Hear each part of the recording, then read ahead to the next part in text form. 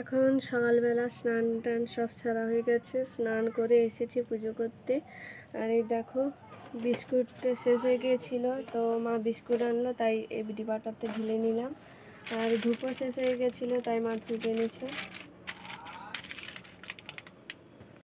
Hello friends, welcome back to my channel. আশা করি তোমরা সবাই খুব ভালো আছো। আমি শর্মিলা, বিশ্বজিৎ.শর্মিলা চ্যানেলে তোমাদের সবাইকে স্বাগতম জানিয়ে আজকে আমি আমার আরও একটা ব্লগ শুরু করছি।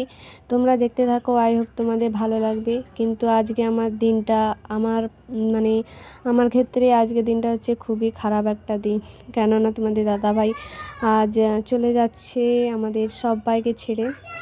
ফাইনালি দিনটা চলেই এলো। তো তোমাদের দাদাভাই যাবে বিকেলবেলাতে 5টার দিকে এখানে দোকান করাতে, বাসে উঠবে।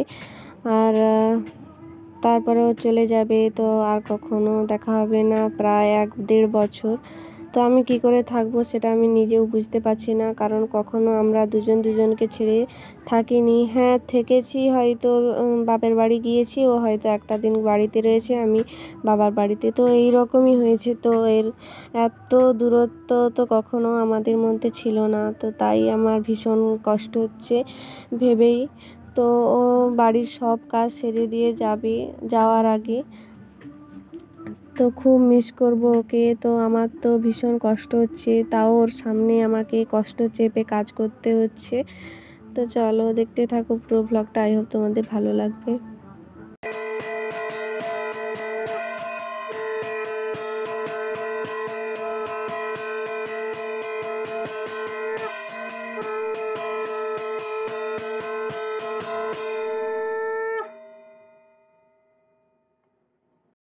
এই দেখো তোমাদের দাদাভাই এখানে পাইপটা ঠিক করছে, ঠাকুর ঘরের পাইপ। তো বৃষ্টি হলে তো বৃষ্টির সময় জল ছিটকাবে, তো এপাশ ওপাশ হবে, তাই ও এটা ঠিক করে দিয়ে যাচ্ছে।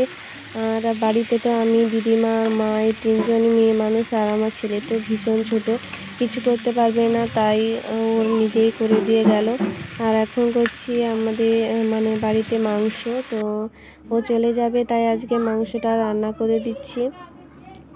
আর ওর পছন্দের মতো রান্না করতে চাই আজকে। ও একটু পাতলা ঝোল ঝোল পছন্দ করে, তাই আমি এরকম রান্না করব। আর আজকে ভীষণ রোদ বেরিয়েছে আর ভীষণ গুমাট, তো ভীষণ গরম লাগছে। আর এখানে আমি মাংসটা কষিয়ে নিচ্ছি। বাড়িতে মাংস হলে আমাকেই দায়িত্ব দেওয়া হয় মাংস রান্নার জন্য। তো আর এটা যেহেতু দেশি মাংস, সেদ্ধ হতে একটু সময় লাগবে, তো তাই আমি এটা ভালো করে কষিয়ে প্রেসার কুকারে দিয়ে দেবো। তোমাদের দাদাভাইকে ছেড়ে আমি কখনো একা কাটাইনি। আর তোমাদের দাদাভাই তো চলে যাচ্ছে, জানি না ও যাওয়ার পরে আমার পরিস্থিতি হবে। তো এখন তো চোখের সামনে দেখছি, তো কষ্ট লাগছে, তবু তাও বেরিয়ে যাওয়ার পর জানি না নিজেকে সামলাতে পারবো কি না। তো দেখো প্রেসার কুকারে দিয়ে দিয়েছি, আর আমি এখানে 2টো সিটি দেবো।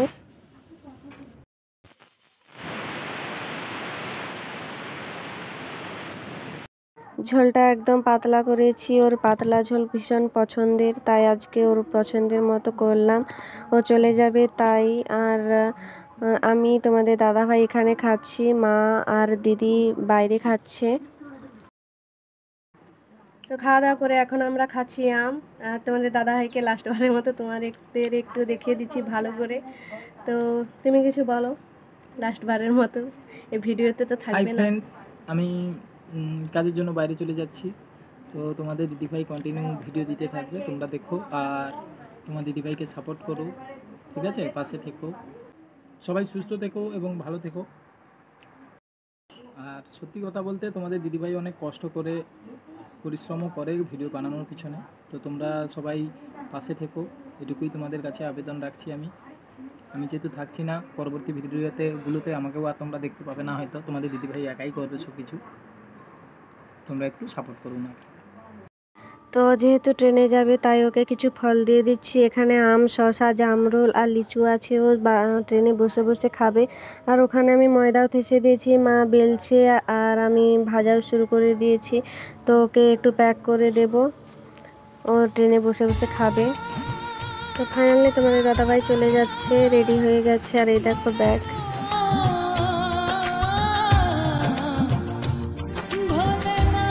তো তো তোমাদের দাদাভাইকে দোকান গড়াতে পৌঁছে দিয়ে এক্ষুনি বাড়ি এলাম, আর এসে ভীষণ মনটা খারাপ হয়ে গেছে। আমি ভ্লগ কিছু করতে পারছি না, আর সবটা তাড়াহুড়োর মধ্যে হয়েছে, তোমাদের ভিডিও করে দেখাতেও পারিনি।